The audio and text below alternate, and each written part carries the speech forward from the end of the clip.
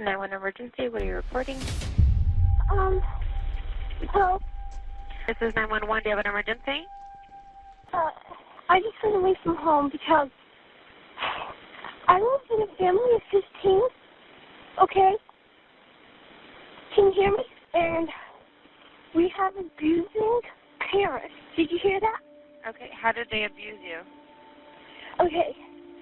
They hit us, they throw us across, they like throw us across the room. They pull our hair, they yank out our hair. I have my two little sisters right now are chained up. Okay, how old are you? I'm 17. What's your name? Golden Turpin.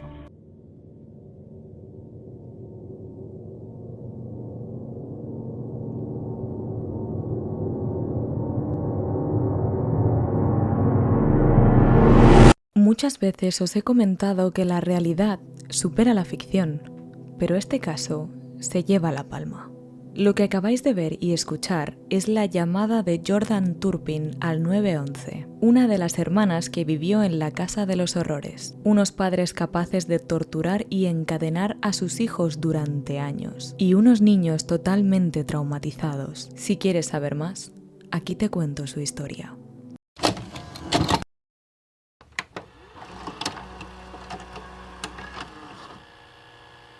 Los protagonistas de esta historia son David Allen Turpin y Louise Anna Robinette, padres de los 13 niños. Pero antes de contaros qué sucedió con los niños, quiero poneros un poco de contexto sobre sus vidas. Louise Anna Robinette nació el 24 de mayo de 1968 en Princeton, Virginia Occidental, Estados Unidos. Fue una de las 3 hijas de una familia muy humilde. Su padre era predicador de la iglesia y su madre ama de casa, y se crió en una pequeña casa con sus padres y sus hermanas Elizabeth y Teresa. Ellas 3 eran inseparables y Louise siempre tenía actitud de madre frente a ellas. Delante de sus padres era una niña muy educada y muy amable, pero cuando ellos no estaban delante se transformaba en todo lo contrario, era desobediente y extremadamente mal hablada. Su educación se basó en la religión, llegó a formar parte del coro de la iglesia y participaba en todo tipo de actividades religiosas. Su padre, al ser predicador, quería que sus hijas fueran ejemplo para toda la comunidad cristiana, por lo que no toleraba ninguna actitud irrespetuosa o fuera del cristianismo. Y aunque parecían la familia perfecta de puertas para afuera, ellos tenían problemas económicos, a pesar de que la madre de Louise provenía de una familia bastante adinerada. La madre de Louise tenía por costumbre llevar a sus hijas a casa de su abuelo para que las cuidara. Pero lo que realmente estaba haciendo era dejarlas en la casa del abuelo a cambio de dinero, ya que el abuelo abusaba de sus propias nietas, igual que había abusado de su hija, la madre de Louise, y hasta de las primas. Esto era algo que toda la familia sabía, pero absolutamente nadie había dicho o hecho nada para parar al abuelo, ya que era una familia extremadamente devota y no querían problemas con la comunidad cristiana. Como bien he mencionado antes, todo en su familia giraba en torno al cristianismo y a la religión en general, así que frecuentaban bastante la iglesia del pueblo. En 1978, cuando Louise tiene 10 años, conoce por primera vez a David Turpin, que en ese momento tenía 17. David nace en 1961 en Princeton, igual que Louise. Es un chico muy introvertido que no le gusta salir de fiesta ni beber. No es nada problemático, por lo que es el chico ideal para cualquier chica. David era un poco peculiar, solía vestir siempre con traje, corbata y faja. De hecho, iba así a la escuela y a cualquier evento. Actitud no muy propia de un adolescente. Igual que Louise, era un muy buen estudiante y pertenecía a varios clubes de lectura y cristianismo. Desde un primer momento, cuando se conocieron, encajaron perfectamente, ya que tenían muchos aspectos en común, entre ellos el más importante, la religión. Él se graduó de sus estudios y terminó la carrera de ingeniería informática con muy buena nota. Y en 1984 decide empezar a salir con Louise. Ella tenía 15 años y él tenía 22. Una diferencia de edad que no pasa desapercibida por la familia de Louise. De hecho, el padre de Louise está totalmente en contra de la relación que está manteniendo su hija con David. Por otro lado, su madre está completamente encantada de la relación, ya que, según ella, es el chico ideal para su hija. Incluso la ayuda a escaparse de casa para que pueda pasar más tiempo con David. David y Louise tuvieron la idea de fugarse juntos, ya que el padre de Louise no la dejaba pasar tiempo con él. David consiguió un trabajo de informático en otro estado, así que encontraron la oportunidad perfecta para hacer las maletas e irse de casa. Los padres de Louise evidentemente se preocuparon extremadamente por la desaparición de su hija y fueron en su búsqueda. Finalmente dieron con ella y la obligaron a volver a casa. Su padre, entendiendo que no podía hacer nada para impedir el amor que tenía Louise por David, les obligó a casarse para que así pudieran irse a vivir juntos y no quedar mal ante la comunidad cristiana. Ellos dos obviamente aceptaron, así que David y Louise se casaron en Virginia en 1985.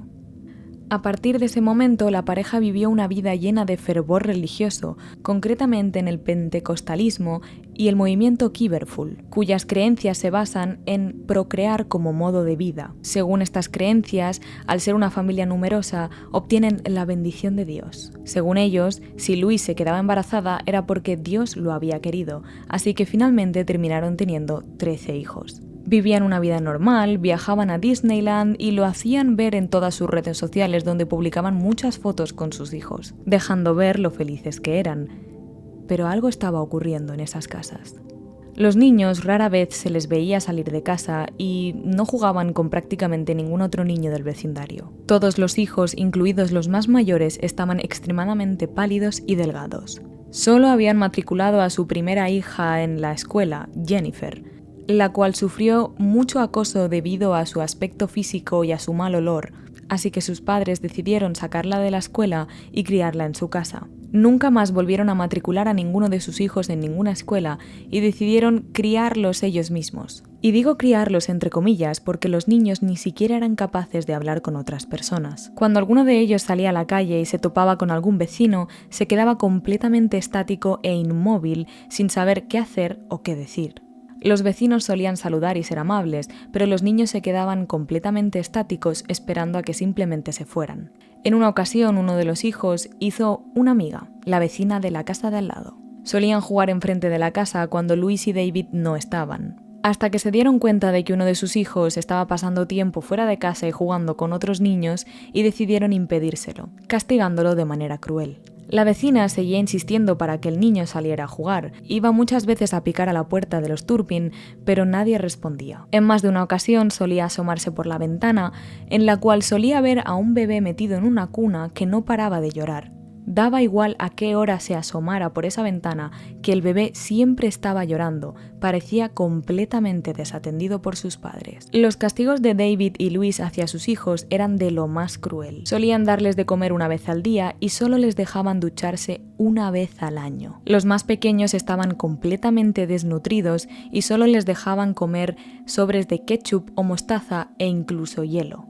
La otra comida que podían suministrarles era comida basura o congelada que no aportaba ningún tipo de nutriente a esos pobres niños. También tenían cuerdas y cadenas en las camas donde solían atarlos si se portaban mal. Los niños prácticamente sabían caminar, iban saltando de un sitio a otro ya que sus padres les obligaban a mantenerse agachados o sentados en el interior de la casa para que absolutamente nadie pudiera verles desde fuera. Por si esto fuera poco, solían comprar tartas y las dejaban en la cocina a la vista de los niños para que pudieran verlas y olerlas, pero tenían terminantemente prohibido comérselas. Si les pillaban robando comida de la cocina o los acusaban falsamente de haber robado la comida, solían propinarles palizas y los tiraban de una punta a otra de la casa. Louise tenía un humor muy cambiante y era la que más solía utilizar la violencia contra los niños. Obligaron durante muchos años a la hermana mayor, Jennifer, a meter a sus propios hermanos en jaulas si consideraban que ellos habían hecho algo que no tenían que hacer. Jennifer simplemente accedía porque sabía lo que iba a suceder si se negaba a meter a sus hermanos en las jaulas. Vivían una vida de lujos gracias al sueldo de David. Louise se dedicaba a gastarse todo el dinero que David generaba y fundía todas las tarjetas de crédito dejándolas con grandes deudas. A Louise le gustaba mucho comprar juguetes y los dejaba en sus cajas para impedir que sus hijos jugaran con ellos. Además compraba muchísima ropa para niños, pero tampoco permitía a sus hijos llevarla y les dejaba con la misma ropa con la que llevaban años puesta. Al declararse en bancarrota deciden mudarse de Virginia a Texas, a una pequeña casita. En Texas continúan los gastos innecesarios. Luis compra billetes de avión para toda su familia para que vayan a verles, les paga el alojamiento y el viaje y no les hace gastar ni un solo dólar. En un momento dado, una de las hermanas de Luis decide hospedarse en la casa de ellos, ya que estaba más cerca de la universidad donde estaba estudiando. Mientras ella reside en la casa de los Turpin sin poder ver el estado real de los niños, David decide espiarla varias veces mientras se ducha. Luis está al corriente de todo esto, pero decide no hacer nada, de hecho incluso se ríe y se lo toma como una pequeña broma entre David y Luis. A partir de este momento, ningún familiar vuelve a pisar la casa de los Turpin nunca más. En 2010, siguiendo situados en Texas, la hermana mayor, Jennifer, decide escapar de la casa. Recorre 5 kilómetros sin encontrarse a absolutamente nadie por la calle hasta que llega a un camino de tierra en el que se encuentra una mujer subida a una camioneta. Ella le pide ayuda a esa señora, pero la señora no se la toma en serio. Jennifer está totalmente desconcertada y prácticamente no tiene habilidades sociales. No sabía bien cómo explicarle la situación que estaba viviendo con el poco vocabulario que sabía, ya que recuerdo que los niños no tenían ningún tipo de educación y lo poco que sabían se lo enseñaban entre ellos. La mujer de la camioneta, confundida, le empieza a preguntar cosas básicas a Jennifer. Le pregunta en qué año estamos, quién es el presidente actual, pero Jennifer no puede contestar a ninguna de estas preguntas porque no lo sabe. Al darse cuenta, la mujer considera que ella tiene un problema mental, decide subirla a la camioneta y la vuelve a llevar a su casa a salvo con sus padres. La mujer de la camioneta nunca avisó a las autoridades a pesar del evidente estado de desnutrición que presentaba Jennifer. En esta época, David volvió a perder su trabajo y les embargaron la casa. Tuvieron que mudarse de nuevo y esta vez decidieron mudarse a California, una pequeña ciudad llamada Perris. Salieron tan deprisa de la casa que dejaron incluso muebles dentro de ella. Los vecinos no se dieron cuenta de que ya no estaban hasta que en el jardín pusieron un cartel de "Se vende". Al ver el cartel de "Se vende", los vecinos estaban extremadamente curiosos por saber qué es lo que pasaba en esa casa. Al fin y al cabo, llevaban años sin ver a los niños fuera de la casa y todos sabían que realmente había una situación bastante extraña. Varios vecinos concretaron una visita con la inmobiliaria que estaba vendiendo la casa. Y creedme, lo que encontraron dentro fue horrible. En la casa había un olor nauseabundo, arañazos en las paredes, basura por todas partes. Se dejaron colchones llenos de orina y suciedad junto con cuerdas atadas a los cabeceros de las camas. Las paredes estaban llenas de agujeros y humedades. Y en el jardín de la parte de atrás se encontraron a 2 perros a los cuales habían abandonado comiendo de bolsas de basura. Lo curioso de todo esto es que, al ver el lamentable estado que tenía esa casa, los vecinos no alertaron a las autoridades, simplemente pensaron que convivirían con muchos animales dentro. Como he mencionado antes, se mudaron a la ciudad de Perris, donde alquilaron una casa bastante grande con un jardín trasero. Luis y David habían comprado una casa prefabricada, la que habían puesto precisamente en ese jardín, y ahí habían hospedado a todos sus hijos, ya que así les permitía tenerlos todavía más controlados. En esta casa prefabricada, los niños se sentían un poco más cómodos, ya que tenían más libertad para jugar y podían sociabilizar un poquito más sin la constante vigilancia de sus padres. Los hermanos mayores tenían smartphones sin internet, los cuales se los dejaban a los hermanos más pequeños para que se entretuvieran. Básicamente se ayudaban unos a otros e intentaban entender el mundo exterior cada uno a su manera. Algo curioso que ocurre en este momento es que la hija más pequeña de los Turpin, que en ese momento es un bebé de 2 años, no sufre ningún maltrato por parte de sus padres. Es la única a la que tratan como un ser humano, la bañan y la alimentan como deberían haber hecho con el resto de sus hijos. Luis no para de subir fotos a las redes sociales con la pequeña y sus familiares están extrañados de la cantidad de fotos que tiene con ella y las pocas fotos que tiene con el resto de sus hijos. Una de las hermanas no para de insistirle a Luis de por qué solo cuelga fotos con esta niña y no con el resto, a lo que Luis realmente no contesta nunca e ignora las preguntas. Nos situamos en 2014 y la familia decide viajar a Las Vegas para renovar los votos de matrimonio entre David y Luis. Esto, junto a Disneyland, era algo que solían hacer con bastante frecuencia, ya lo habían realizado 2 veces en el pasado y una junto a sus 13 hijos. Los padres volvieron a vestirse de boda, Luis llevaba el típico vestido blanco y David iba trajeado.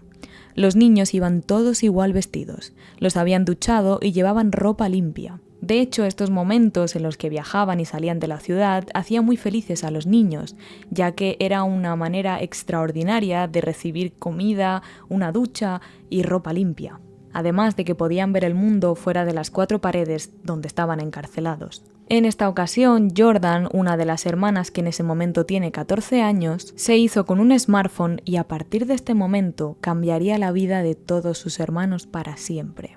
Desde el teléfono ella podía tener acceso a vídeos o a redes sociales. También podía ver series y poco a poco fue conociendo un mundo muy diferente al que ella conocía. Veía las relaciones de otras hijas con sus madres y se preguntaba por qué la suya era tan diferente.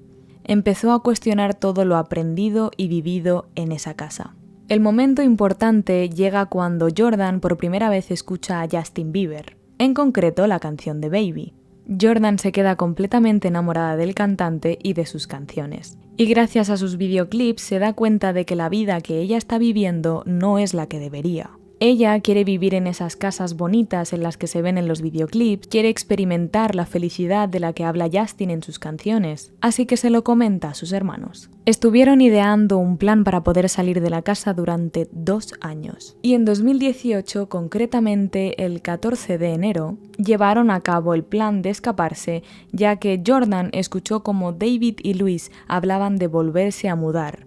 En esta ocasión querían mudarse a Oklahoma. Lo escalofriante de la conversación que escucharon fue que Luis afirmó que en esta mudanza iban a dejar a todos los niños encadenados y que se iban a ir sin ellos, pero sí iban a llevarse a la bebé anteriormente mencionada. Jordan y sus hermanos entendieron que era de vida o muerte realmente el escapar de la casa, ya que si los dejaban encadenados ya no habría oportunidad de vivir. Así que Jordan decidió salir esa misma noche por la ventana de su casa. Decidió caminar por la calle a ver si podía encontrarse a alguien, pero al ver que no encontró a nadie, decidió llamar al 911. El número se lo aprendió viendo una serie policíaca en internet. Y aquí es donde se produce la famosa llamada, la cual habéis escuchado al inicio de este vídeo. Ella no sabe explicarle bien a la operadora exactamente dónde está, porque no lo sabe. Empieza a comentarle cómo sus padres maltratan de todos sus hermanos e incluso de ella. Le comenta que tienen a 2 de sus hermanos atados en cadenas ahora mismo y que a ella suelen propinarle palizas y estamparla contra la pared. La mujer, con los pocos detalles que obtiene de la dirección, consigue mandar una patrulla a la posición de Jordan. Le comenta que si ve algo alrededor para que los policías sepan dónde está y ella dice que lo único que ve es una señal de stop, así que la mujer del 911 recomienda que se quede en esa señal. Esperando a que los policías llegaran, Jordan se sintió con miedo, ya que se acordó de cuando a su hermana mayor, Jennifer, la mujer de la camioneta, la volvió a llevar a su casa pensando que estaba loca. La mujer del 911, que seguía al teléfono, siguió haciéndole preguntas a Jordan. Le preguntó los nombres de sus padres y Jordan dijo que no lo sabía, ya que sus padres les habían obligado a no llamarles nunca por su nombre de pila, así que ninguno de ellos sabía cómo se llamaban sus padres. También preguntó si alguno de sus hermanos estaba herido o necesitaba medicinas, a lo que Jordan respondió: ¿qué son medicinas?, puesto que sus padres nunca les habían llevado al médico ni les habían realizado ningún tipo de chequeo, y mucho menos les habían suministrado medicinas para curarles cualquier enfermedad que tuvieran. La policía finalmente encontró a Jordan en la señal de stop en la que acordó quedarse, y la operadora del 911 decidió cortar la llamada ya que sabía que estaba con los policías. Ellos empezaron a hacerle las mismas preguntas que le hizo la operadora del 911, y Jordan siguió respondiendo extrañada que eran medicinas o incluso qué significaba la palabra herida. Los policías le pidieron a Jordan evidencias para poder saber si realmente todo lo que estaba contando por teléfono y todo lo que les estaba contando a ellos era cierto. Jordan, habiendo sido precavida, había hecho fotografías del estado de sus hermanos, de la casa y de cómo algunos de ellos estaban encadenados a la cama. Los policías, al ver las imágenes, inmediatamente avisaron para poder recibir refuerzos y alrededor de las 7 de la mañana es cuando proceden a intentar entrar en la casa. Gracias a las cámaras que llevan en el pecho los policías, podemos ver casi toda la secuencia grabada. Estuvieron varios minutos llamando al timbre de los Turpin sin obtener respuesta, hasta que por fin abrieron la puerta. En el vídeo se puede ver las caras de pánico de los dos y cómo cada vez van respirando más deprisa. Sabían que les habían pillado. Los policías les comentan que alguien de la casa ha hecho una llamada al 911 y Louise se extraña al escucharlo puesto que es imposible. Ella no para de preguntar quién ha sido, pero los policías desvían la atención y no responden. Finalmente, al entrar, se encontraron la verdadera casa de los horrores. Estaba todo lleno de basura y prácticamente no se podía caminar por la casa. Al entrar en las habitaciones de los niños, se encontraron a 2 de ellos encadenados en la cama. Al ver esto, los policías detuvieron inmediatamente a Louise y a David. Después de eso, la policía llevó a los hermanos de entre 2 y 29 años al hospital para que los médicos pudieran atenderles correctamente. Los niños fueron diagnosticados con desnutrición, atrofia muscular, dificultades a la hora de caminar, retraso importante en el crecimiento, puesto que todos parecían mucho más pequeños de la edad que tenían, daños en el corazón debido a la desnutrición extrema y con una falta clara a la hora de expresarse porque prácticamente no tenían vocabulario. Aun y con todas las desgracias que habían padecido los niños, estaban felices porque habían conseguido salir de esa casa. Jennifer cuenta en una entrevista que lo primero que hizo al salir de la casa fue bailar con música en el hospital, y Jordan dice que se llevó a sus hermanas pequeñas al parque más cercano para que pudieran oler la hierba por primera vez. David y Louise fueron internados en una cárcel de Riverside con una fianza de $9 millones. Y después de varios juicios, en los que, por cierto, ellos mismos se declararon inocentes a pesar de todas las barbaridades que hicieron, nos situamos en el 24 de enero de 2018. En esta fecha pudieron tramitar una orden de alejamiento. La orden prohibía el contacto físico y digital hacia cualquiera de sus hijos durante 3 años. En el último juicio, Louise afirmó que no quería que sus hijos se sintieran tristes ni deprimidos por lo que les había tocado vivir en esa casa, que los quería más que a nada y que no pretendía hacerles ningún daño ni ningún mal con nada de lo que había hecho.